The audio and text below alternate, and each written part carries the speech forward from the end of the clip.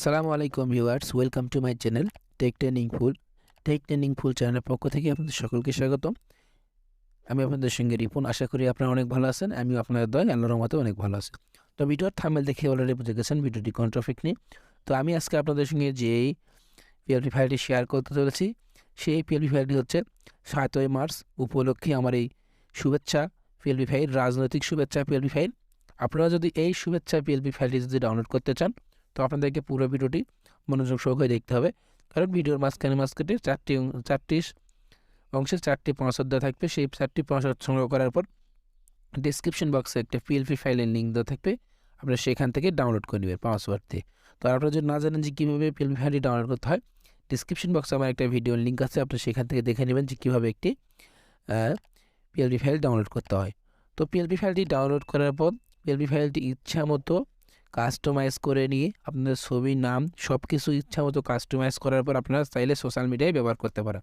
তো কীভাবে আপনারা পিএলপি ফাইলটি কাস্টমাইজ করবেন এবং কাস্টমাইজ করার জন্য কীভাবে কী অ্যাপস লাগবে কাস্টমাইজ করার জন্য আমি সেই পুরো প্রসেসটি দেখাবো। তো পিএলপি ফাইলটি ডাউনলোড করার পর আপনাদের একটি অ্যাপসের প্রয়োজন পড়বে কাস্টমাইজ করার জন্য। সেই অ্যাপসের নাম হচ্ছে পিক্সেলল্যাব অ্যাপ। তো পিক্সেলল্যাব অ্যাপস আপনার প্লে স্টোরে অ্যাভেলেবেল আছে, সেখান থেকেও নিতে পারেন এবং ডিসক্রিপশন বক্সে আমার একটি ওল্ড ভার্সন লিঙ্ক আছে, চাইলে সেখান থেকেও ডাউনলোড করে নিতে পারেন। তো পিএলপি ফাইল এবং পিক্সেলল্যাব ডাউনলোড করার পর পিক্সেলল্যাব এর ভিতরে প্রবেশ করবেন। তো পিক্সেলল্যাবের ভিতরে প্রবেশ করার পর এখান থেকে আপনার পিএলপি ফাইলটি অ্যাড করে কাস্টমাইজ করতে পারবেন। তো কীভাবে আপনার পিএলপি ফাইলটি এখানে অ্যাড করবেন আমি আপনাদেরকে দেখে দেবো। উপরে যে 3 ডট আইকন আছে, 3 ডট আইকনে ক্লিক করব। 3 ডট আইকনে ক্লিক করার পর নিচে দেখতেছেন ওপেন ডট পিএলপি ফাইল, এই ওপেন ডট পিএলপি ফাইলে ক্লিক করব। তো ওপেন ডট পিএলপি ফাইলে ক্লিক করার সঙ্গে সঙ্গে উপরে দেখতেছেন ডট পিএলপি একটি অপশন আছে, এই ডট পিএলপিতে ক্লিক করবেন। তো ডট পিএলপিতে ক্লিক করার সঙ্গে সঙ্গে আপনাদের এখানে ডাউনলোড ফাইলটি ওপেন হয়ে যাবে। তো আপনারা যদি সঠিক নেমে পিএলপি ফাইলটি ডাউনলোড করে থাকেন তাহলে এখান থেকে স্ক্রল করে সেই পিএলপি ফাইলটি বের করে নেবেন।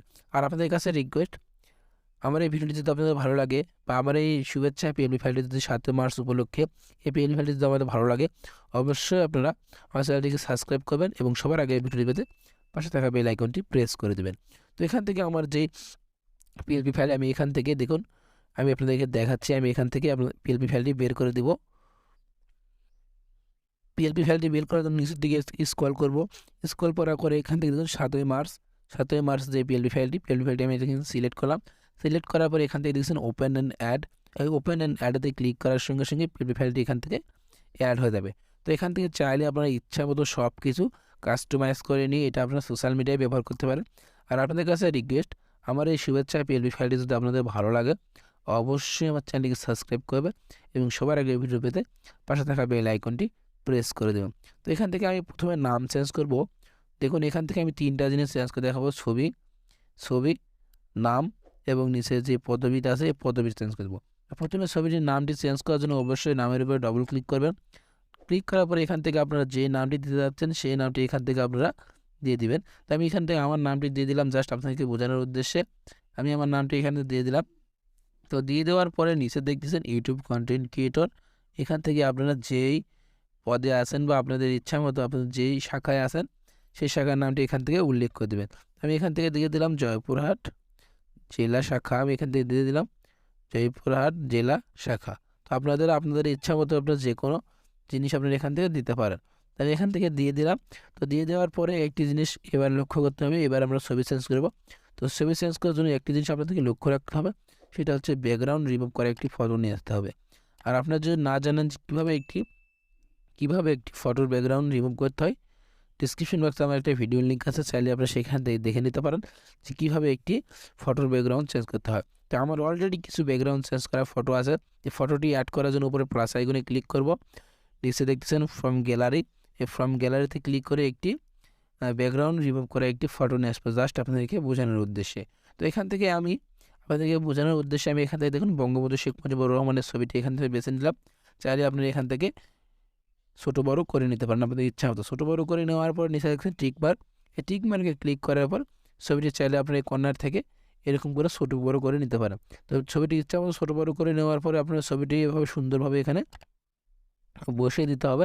তো সুন্দরভাবে ছবিটি বসিয়ে দেওয়ার পর একটা জিনিস আপনাকে করতে হবে, সেটা হচ্ছে নিচের ছবিটি ডিলিট করতে হবে। উপরে লেয়ার অপশনে ক্লিক করার পর আমরা এখান থেকে স্ক্রল করে আগের ছবিটি ডিলিট করে দিয়ে ছবিটি সুন্দরভাবে এখানে বসিয়ে নিব।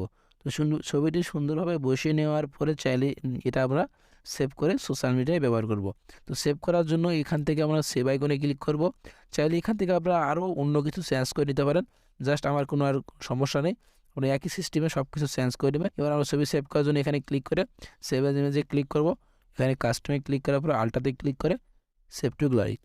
ভিডিওটি যদি ভালো লাগে অবশ্যই আমার চ্যানেলটি সাবস্ক্রাইব করবেন এবং পাশে থাকা বেল আইকনটি প্রেস করে দেবেন। আর আপনাদের যদি কোনো সমস্যা হয় ফেলি ডাউনলোড করতে, তো সঙ্গে সঙ্গে আপনার হোয়াটসঅ্যাপ নাম্বারে যোগাযোগ করবেন, ইনশাআল্লাহ আপনাদেরকে সমাধান করার চেষ্টা করব। তো সবাই ভালো থাকবেন, সুস্থ থাকবেন, খোদা হাফেজ।